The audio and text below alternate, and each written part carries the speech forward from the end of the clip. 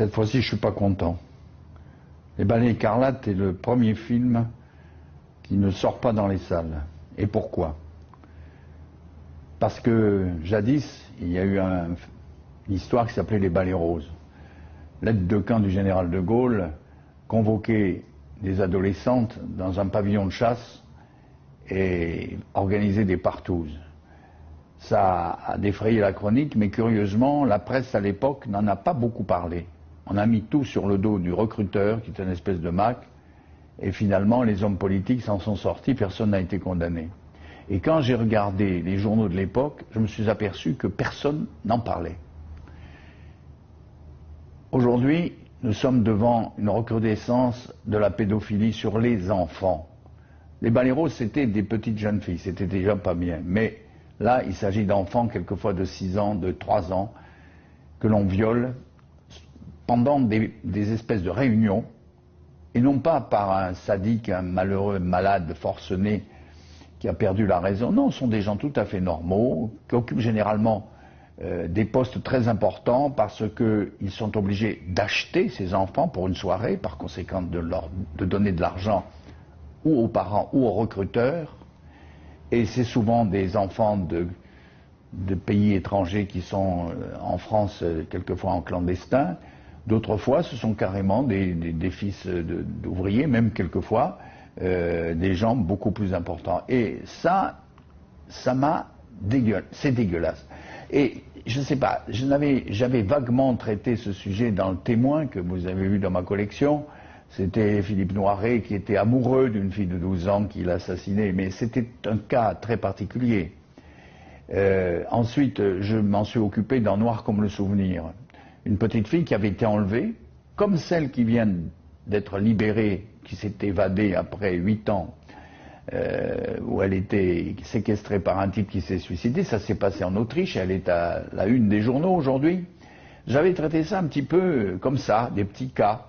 Mais là, devant ces réseaux qui comprennent des notables, des gens que nous côtoyons tous les jours, des gens qui logiquement ne sont pas fous.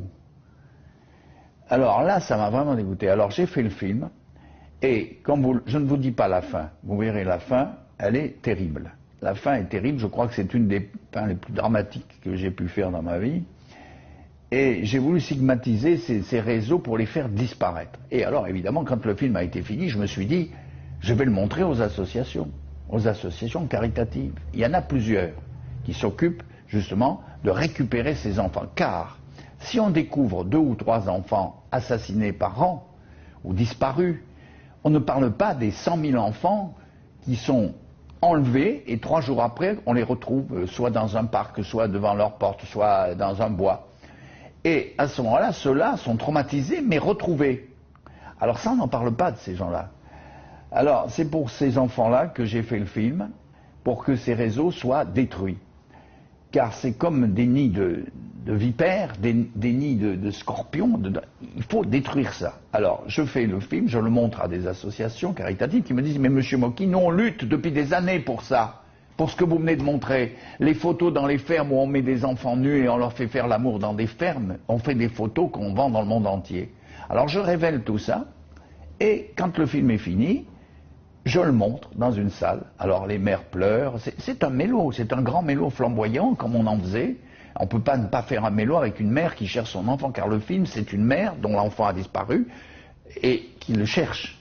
Il n'y a pas plus mélo que ça.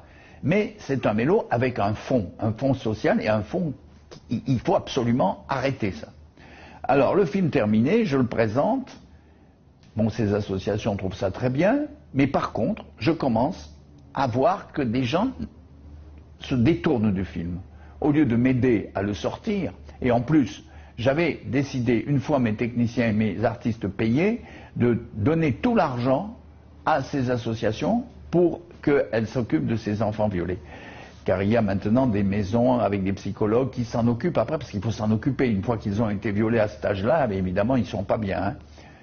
Et voilà que depuis, le film est terminé depuis 2004, on est en 2006, et voilà que je n'arrive pas ni à le sortir dans des salles, à part la mienne, et je n'arrive pas à en faire parler dans la presse, J'ai récemment présenté le film dans une ville de province que je ne citerai pas.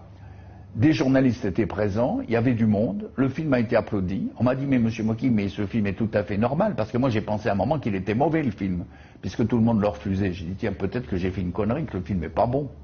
Or, je l'ai présenté à un public qui, lui, a considéré ce film comme un film normal, comme un autre film qu'il voit tous les jours, etc.